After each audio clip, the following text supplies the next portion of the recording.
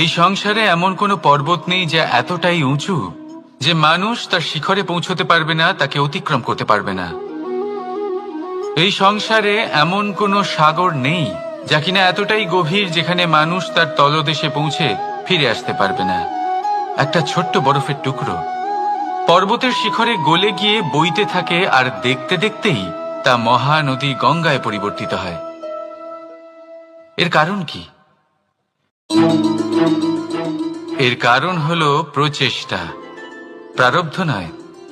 এই প্রচেষ্টাই সুনিশ্চিত করে যে আপনার প্রারব্ধ কি হবে। এই সমস্ত কিছু হলো প্রচেষ্টা আর প্রারব্ধের খেলা।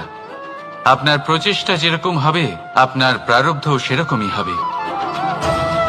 আর আপনার প্রচেষ্টা যদি উচ্চ মানের হয় তাহলে প্রারব্ধকে আপনার সামনে নত হতেই হবে। কি বলেন? তাহলে আসুন আমার সাথে ভালোবেসে বলুন, রাধা রাধা। অনেক সময় মানুষ অতীতকে দেখেন আর তখন অহংবোধে পরিপূর্ণ হয়ে ওঠেন। কখনো বর্তমানের দিকে তাকান, ভবিষ্যতের দিকে তাকান আর পরিতৃপ্তিতে ভরে ওঠেন। কেন বুঝতে পারেন না একটা সহজ কথা? এই যে সৃষ্টি, এই সৃষ্টি হলো একটা বড় চক্র যা বারংবার আপনার কাছে ফিরে আসবেই। কঠিন থেকে কঠিনতর পরীক্ষায় আপনাকে নিযুক্ত করবে, যাতে আপনাকে উত্তীর্ণ হতেই হবে। যা কাল ছিল তা আজ নেই, এটা সবাই জানেন। যা আজ আছে তা হয়তো কাল থাকবে না, এটাও আপনাকে মেনে নিতে হবে, তাও আবার হাসি মুখে। শান্ত থাকতে শিখুন আর কখনোই মনের মধ্যে অহংকার উৎপন্ন হতে দেবেন না। হতে শিখুন সেই হিমবাহের মতো। হয়তো এই জন্যই এত শীতল থাকে, কারণ ও জানে গতকালও জল রূপে ছিল, আজ বরফ রূপে হয়তো আছে, কিন্তু কাল পুনরায় সে জলেই পরিণত হবে। নিজেকে শান্ত রাখুন। হয়তো আজ আপনি সাফল্যের শিখরে আছেন, হয়তো বা নেই। আপনাকে প্রত্যেক দিন অবশ্যই দেখতে হবে। শুধু নিরন্তর প্রচেষ্টা করতে থাকুন, প্রত্যেক পরিস্থিতির জন্য তৈরি থাকুন, আর একে ভারসাম্যে রাখতে শিখুন। আপনার কাল হোক, আজ হোক বা আগামীকাল, আপনার ভালো দিন হোক বা খারাপ দিন, সব পবিত্র হয়ে যাবে। তাহলে আসুন আর আমার সাথে ভালোবেসে বলুন, রাধা রাধা।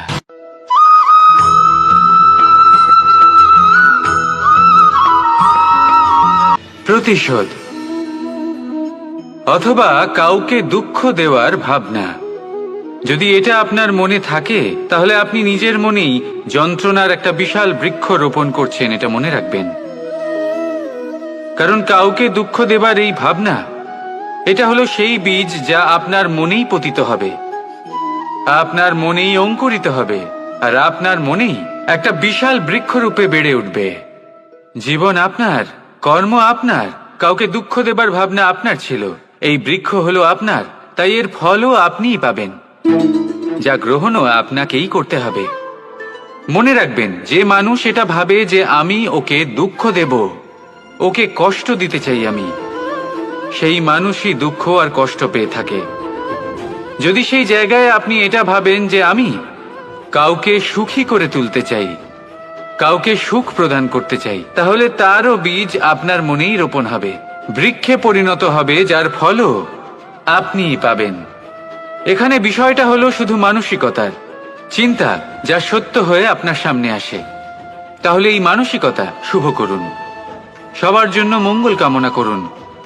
অন্যের মনে আপনার জন্য ভালো চিন্তা থাকুক বা না থাকুক, আপনি সবার জন্য শুভ চিন্তা করে কর্ম করতে থাকুন, তাহলে আপনার সাথেও ভালোই হবে। তাহলে আসুন আর আমার সাথে ভালোবেসে বলুন, রাধা রাধা।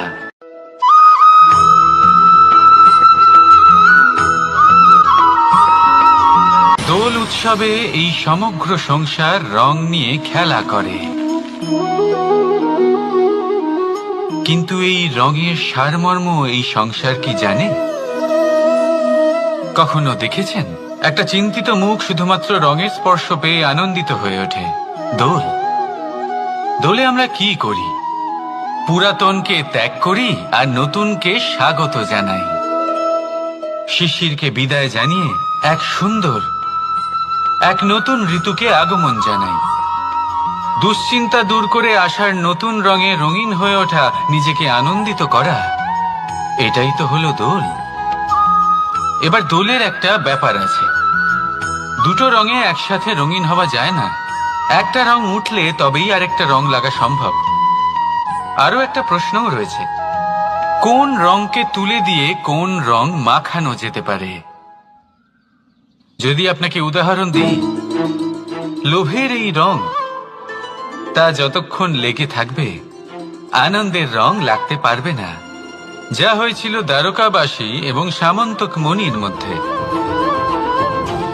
ভ্রান্তির রং যতক্ষণ লেগে থাকবে সত্যের রং লাগতে পারবে না, যা হয়েছে রুক্মিণীর সাথে। আর হিংসা, হিংসার এই রং যতক্ষণ লেগে থাকবে প্রেমের রং ততক্ষণ লাগতেই পারবে না, যা হয় আপনার আমার সবার সাথে। তাহলে আসুন একসাথে মিলে দোল পালন করি এবং সবকিছুর উপরে বিজয় লাভ করি।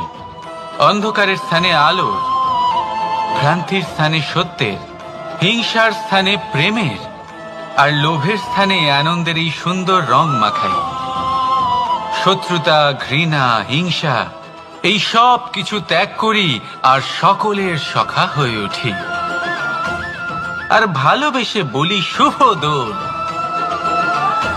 হ্যাঁ, ওটা তো আমরা অবশ্যই বলবো, রাধা রাধা।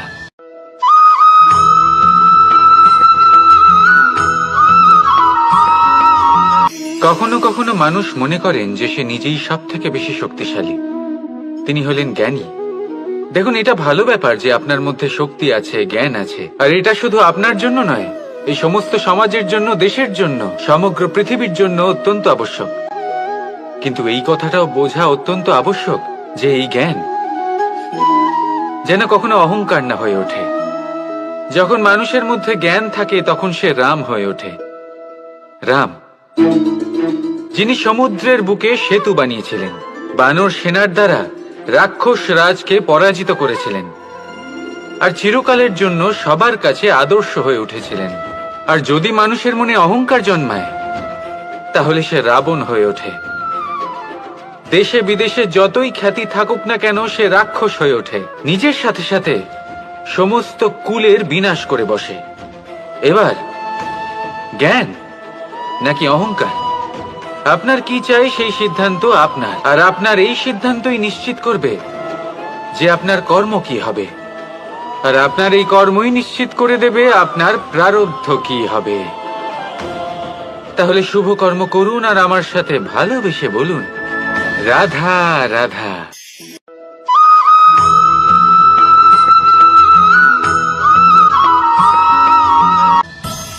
সংসারে অনেক সময় এরকম হয় যে আমরা খুব সমস্যায় থাকি, খুব বিপদের মধ্যে থাকি, আর সেই সমস্ত মানুষ যারা আমাদের কাছের মানুষ, আমাদের আপনজন, তারা আমাদের ত্যাগ করে চলে যান। আমরা এই সময় দুঃখ পাই, নিরাশ হয়ে পড়ি এবং একা একাই সেই সমস্যাকেও কাটিয়ে উঠি। এবার পরিস্থিতি যেমন খুশি হোক না কেন, সেই সব মানুষ যারা এমন সময় আপনাকে ত্যাগ করেছেন তাদের প্রতি ক্রুদ্ধ হওয়া, অভিমান করা, এটা অনুচিত। আমি বলবো তাদের প্রতি কৃতজ্ঞ থাকুন। আমি বলবো তাদের ধন্যবাদ জানান যে তারা এমন সময় আপনার সঙ্গ ত্যাগ করেছেন যখন আপনার তাদের সব থেকে বেশি প্রয়োজন ছিল। কারণ দেখুন, হয় তাদের বিশ্বাস ছিল যে আপনি নিজেই এই বিপদ থেকে বেরিয়ে আসতে পারবেন, বা তাদের ত্যাগ করার জন্য আপনি নিজের উৎসাহ বাড়িয়ে তুললেন, আপনি নিজের শক্তি বাড়ালেন এবং নিজে সেই সমস্যা থেকে বেরিয়ে আসলেন। নিজের খারাপ সময়কে আপনি নিজেই ভালো সময় করে তুললেন। শেষ পর্যন্ত আপনি আরো শক্তিশালী হয়ে উঠলেন, আরো শ্রেষ্ঠ হয়ে উঠলেন। আর এটাই তো আপনার বিজয়, যার কারণ হলো তাদের আপনাকে ত্যাগ করা। তাহলে তাদের ধন্যবাদ জানান আর আমার সাথে ভালোবেসে বলুন রাধা রাধা।